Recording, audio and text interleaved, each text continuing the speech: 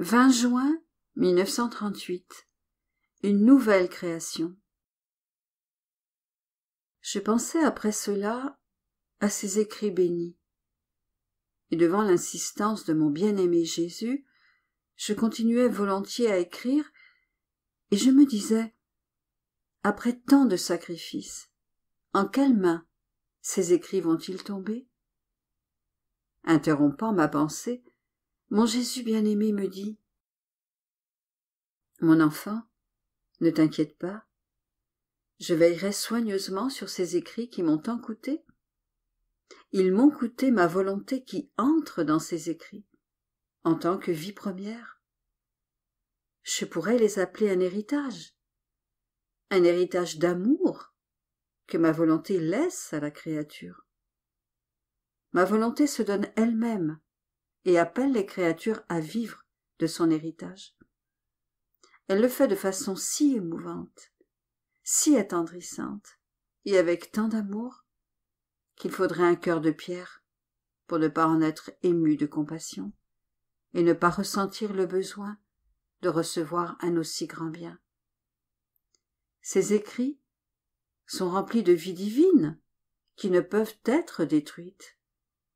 Et si quelqu'un voulait s'y essayer, il lui arriverait ce qui se passerait si quelqu'un tentait de détruire le ciel qui, offensé, lui tomberait sur la tête et détruirait tout sous le firmament. Bien des choses sont nécessaires pour communiquer ce que je t'ai fait écrire sur ma volonté. C'est pourquoi je peux l'appeler une création nouvelle, une création vivante et qui parle. Ce sera le dernier débordement d'amour envers les générations humaines. Il faudrait de plus que tu saches que pour chaque mot que je te fais écrire sur mon fiat, je redouble d'amour envers toi et tous ceux qui liront ces écrits afin qu'ils conservent le parfum de mon amour. Ainsi, dans la mesure où tu écris, tu me donnes l'occasion de vous aimer plus encore. Je vois le grand bien que feront ces écrits. Je ressens en chaque mot les vies palpitantes des créatures, qui connaîtront les bienfaits de mes paroles, et formeront en elles la vie de ma volonté. C'est pourquoi l'intérêt sera entièrement mien. Laisse-moi le soin de tout. Tu dois savoir que ces écrits sont sortis du centre même du grand soleil de ma volonté, dont les rayons sont remplis des vérités qui émanent de ce centre. Ce sont des vérités qui embrassent tous les temps, tous les siècles et toutes les générations.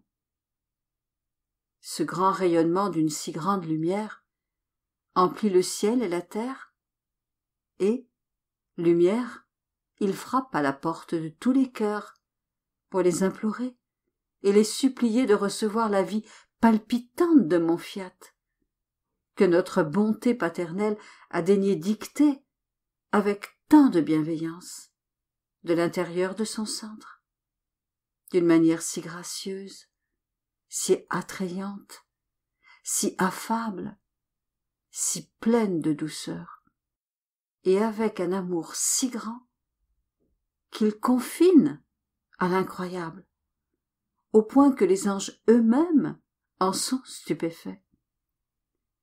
On peut dire que chaque mot est une merveille d'amour, l'une plus grande que l'autre.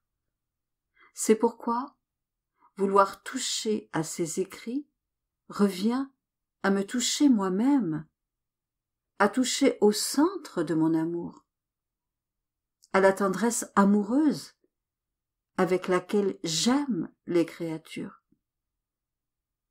Et je saurai comment me défendre et confondre quiconque voudrait rejeter le moindrement un seul mot de tout ce qui est écrit sur ma divine volonté.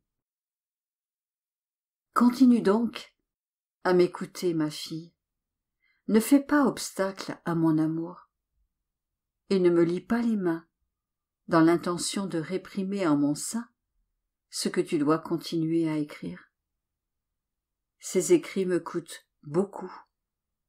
Ils me coûtent autant que j'ai de prix moi-même. C'est pour cela que je prendrai grand soin de ne pas en perdre un seul mot.